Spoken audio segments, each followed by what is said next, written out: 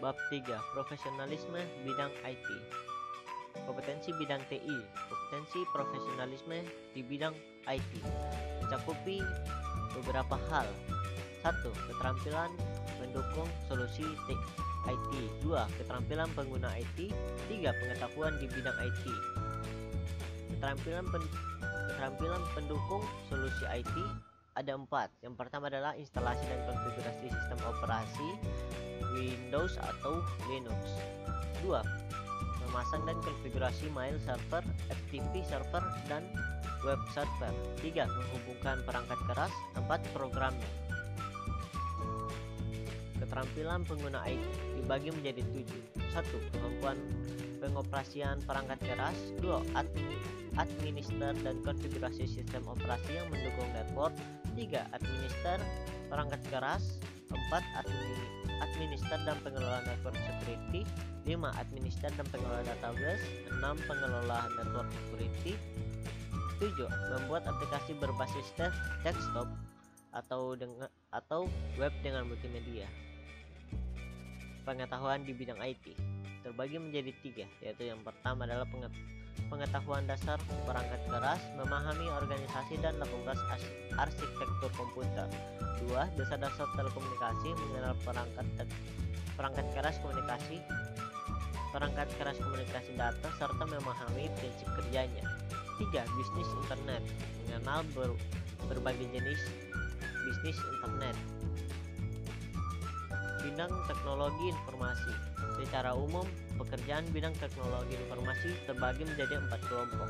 Yang pertama adalah kelompok pertama yang bergelut dengan software, yaitu sistem analis, programmer, web designer, dan web programmer. 2. Kelompok kedua yang bergelut dengan hardware, yaitu technical engineer dan networking engineer. 3. Kelompok 3 yang berkecimpung dalam operasional sistem informasi, yaitu PDP operator, sistem administrator, dan MIS director. Kelompok keempat yang berkecimpung dalam pengembangan bisnis teknologi informasi. Model search SEARCC untuk pembagian job dalam lingkungan TI merupakan model 2 dimensi yang mempertimbangkan jenis pekerjaan dan tingkat keahlian ataupun tingkat pengetahuan yang dibutuhkan. Model tersebut dapat digambarkan sebagai berikut.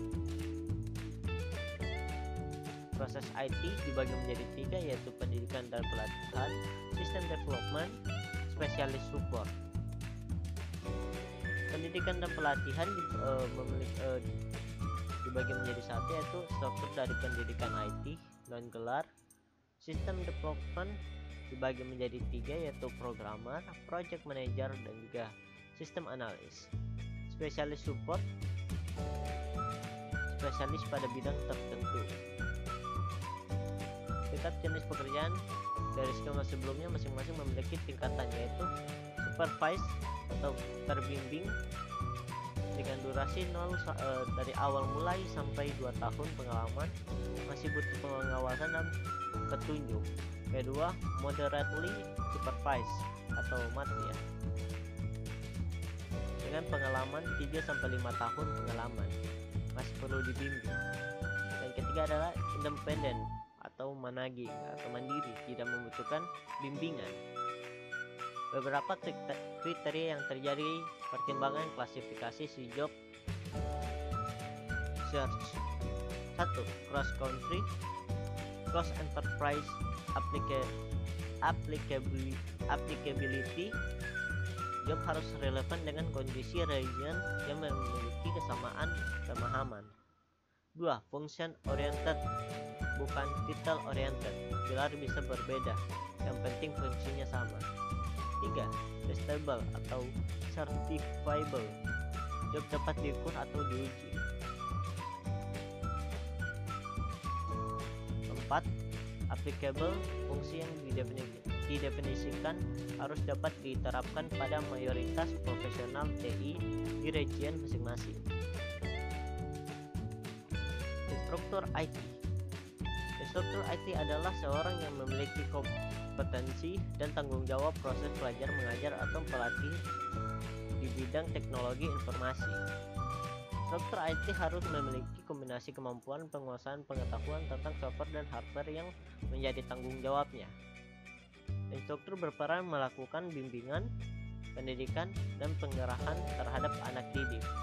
Pengembangan sistem adalah merupakan bidang keahlian di bidang pengembangan sistem informasi. Sistem developer ini mencakup tiga bidang keahlian, yaitu programmer, sistem analisis, project manager. Programmer, seorang pengembangan perangkat lunak atau orang yang menulis perangkat lunak komputer. Istilah programmer komputer dapat mengacu pada suatu spesialis area komputer programming atau pada suatu generalis kode untuk macam-macam perangkat lunak. Orang praktisi atau profesi secara resmi terhadap programming dikenal juga sebagai seorang analis programmer, insinyur perangkat lunak, ilmuwan komputer, atau analis perangkat lunak. Real programmer atau hardcore programmer adalah seorang programmer yang menjauhkan diri dari hal yang modern atau tidak menggunakan graf haikal tools seperti IDE atau Integrated Development Environment, dan lebih condong mengarah ke penggunaan bahasa assembler atau coding mesin, dan semakin dekat dengan perangkat keras. Bahasa pemrograman yang digunakan biasanya seperti Java, C++, JSTEC, dan Fortran. Sistem analisis, seorang yang memiliki tugas dan tanggung jawab secara umum sebagai berikut. 1.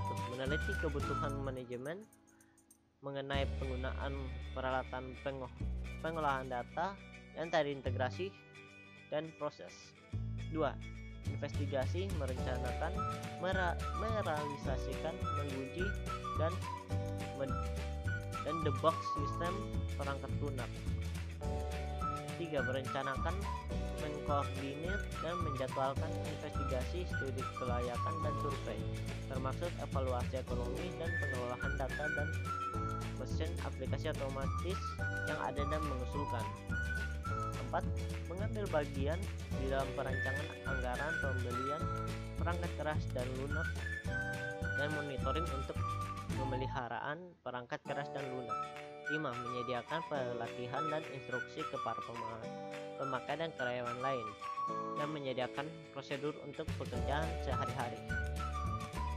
Sistem analisis bertugas melakukan pengumpulan keterangan dari para user serta manajemen dalam rangka memperoleh bahan-bahan utama bagi perancangan sistem yang ditugaskan kepadanya. Bahan-bahan tersebut akan digunakan sebagai kriteria ruang lingkup dari sistem yang dibuatnya. Selanjutnya, berdasarkan bahan-bahan yang diperolehnya tadi, seorang sistem analisis akan melakukan perancangan sistem baru. Dalam proses perancangan sistem tersebut, maka sejumlah panduan dasar berikut dapat digunakan sebagai pangkalan tolak bekerja atau merancang sistem tersebut.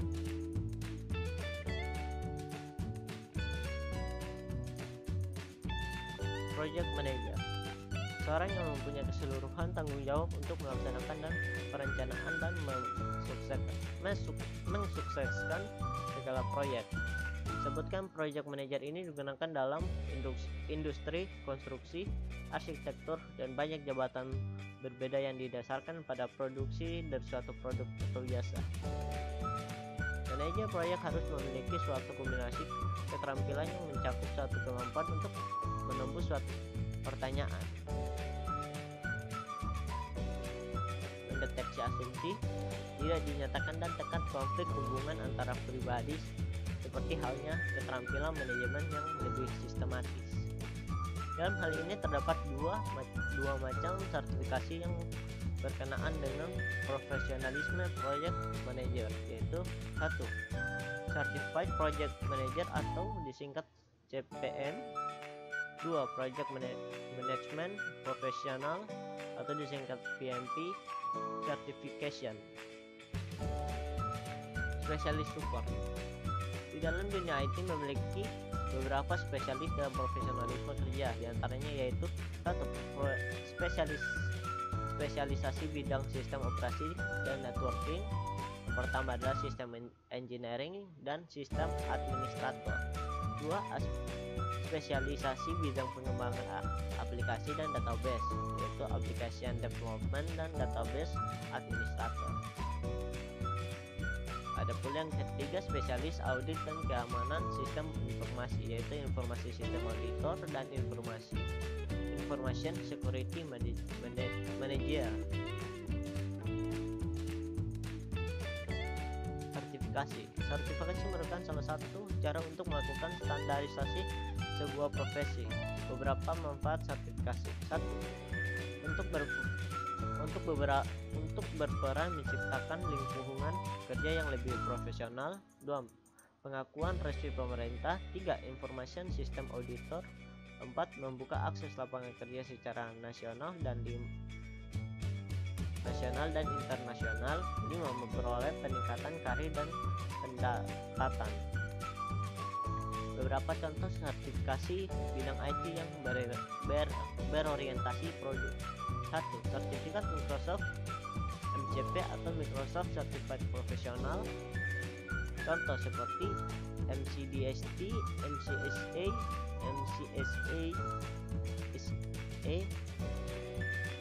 dan MCDBA, dan masih banyak lainnya. 2.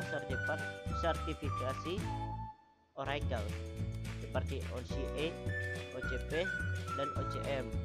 3. Sertifikasi Cisco seperti CCNA, CCNP, dan CCIE. Selain sertifikasi yang terorientasi produk, ada pula sertifikasi yang tidak berorientasi pada produk, seperti ICCP atau Institute for Certification of Computing Professionals, merupakan salah satu badan sertifikasi profesi TI di Amerika Serikat yang mengeluarkan sertifikasi yang tidak berorientasi pada produk. Berdasarkan contoh sertifikasi bidang IT yang tidak berorientasi produk, yaitu 1. CDP atau Certified Data Processor. 2. CCP Certified Computer Programmer, dan 3. SCP Certified System Professional. Hambatan pelaksanaan sertifikasi. 1. Biaya mahal untuk mengikuti sertifikasi berstandar internasional. Dibutuhkan biaya kurang lebih $150 ataupun belum tentu lulus. 2. Kemampuan yang kurang memadai terhadap penguasaan materi sertifikasi. 3. Dibutuhkan pengetahuan dan kemampuan di atas rata-rata untuk lulus sertifikasi. Sekian dari saya, terima kasih. Jika ada salah kata, mohon dimaafkan.